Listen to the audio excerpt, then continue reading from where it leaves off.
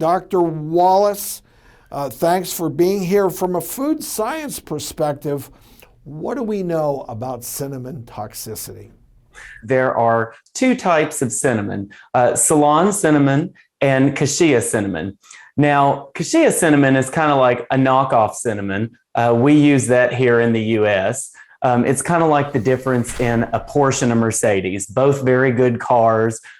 Consumers, laymen really can't taste the difference, but they do chemically differ because cassia cinnamon contains this compound called coumarin at higher levels. It's about at 1% by dry weight. So other foods like green tea and carrots, even some types of beer, also contain coumarin, but cinnamon has just a little bit higher levels. In fact, tonka beans are not allowed in the US because they contain extremely high levels of coumarin.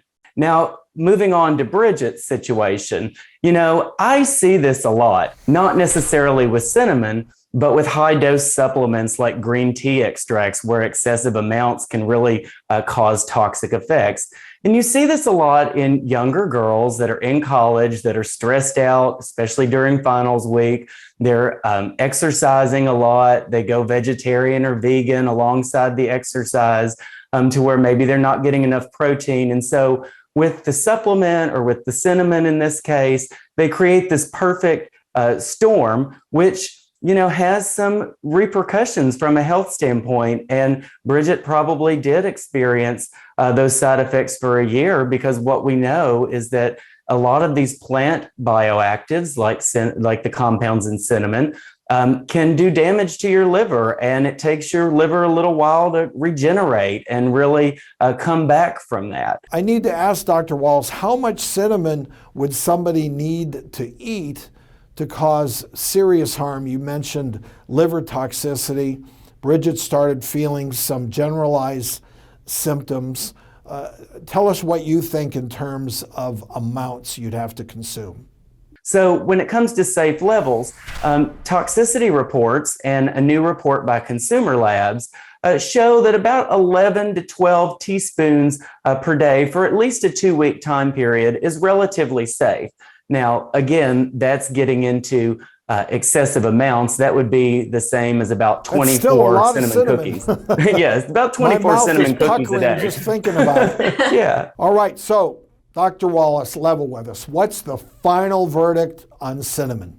Well, look, cinnamon is a great healthy compound for you. And how Bridget got it right is spices are great for replacing things like sugar and salt in the diet. They are very powerful antioxidants that can help us ward off chronic diseases like heart disease and cancer, among other types of diseases.